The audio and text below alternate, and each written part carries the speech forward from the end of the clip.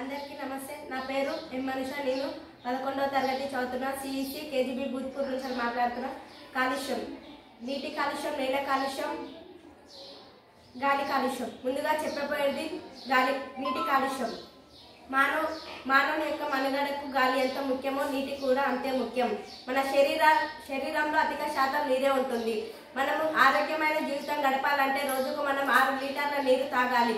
కేవలం మన శరీరమే కాదు, మన నిత్యావసరాలకు, వ్యవసాయానికి, పరిసరాలకు, భూమి మీద నిలిచే ప్రతి జీవరాశికి నీరు అనేది చాలా ముఖ్యం. ఇలా ఎన్నో రకాలుగా ఉపయోగిస్తున్న నీటిని మనం స్వచ్ఛంగా ఉంచకుండా వృధా చేస్తూ కాలుష్యం చేస్తున్నాం. జీవకోటి మనుగడకే మనమే ప్రశ్నార్థకం చేస్తున్నాం. ఆధునిక కారణం అనే మానవుడే ఎక్కువగా నీటిని కలుషితం చేస్తున్నాడు. కలుషితం చేయడం అంటే ప్రత్యక్షంగానో పరోక్షంగానో కాదు, మన ఆరోగ్యమే మనమే కలుషితం చేసుకుంటున్నాం. ఎందుకంటే ఇప్పుడు కాలుష్యం చేస్తే రేపు అనేక ఉపయోగాలు ఉంటాయి. ఈ కాలంలో ప్లాస్టిక్ అనేది చాలా ఎక్కువైపోయింది. కాలుష్యం అనేది ఎక్కువైపోయింది. నేల కూడా చాలా కాలుష్యం అవుతుంది. నేల కాకుండా నీరు కూడా చాలా కాలుష్యం అయిపోతుంది. గాలి కాలుష్యం, ఒక వాహనంకి ఇంధనం ఎంత అవసరమో మనిషికి గాలి కూడా అంతే అవసరం. కాలుష్యం అనేది న్యాచురల్గా జరగవచ్చు.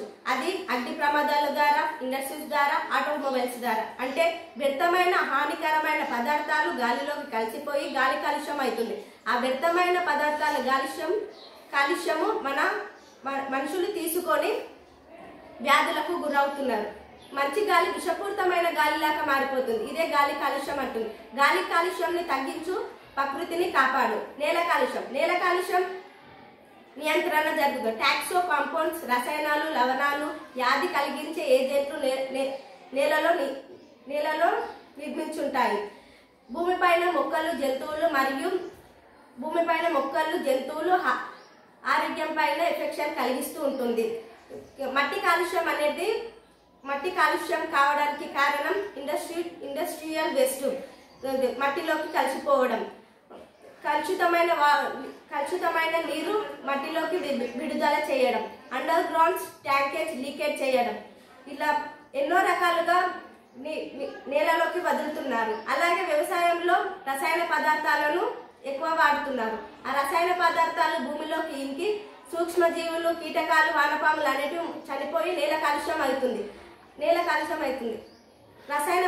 రసాయన పదార్థాలతో కూడిన ఆహారం తింటే మనుషులు వ్యాధులకు గురవుతున్నారు. Thank you.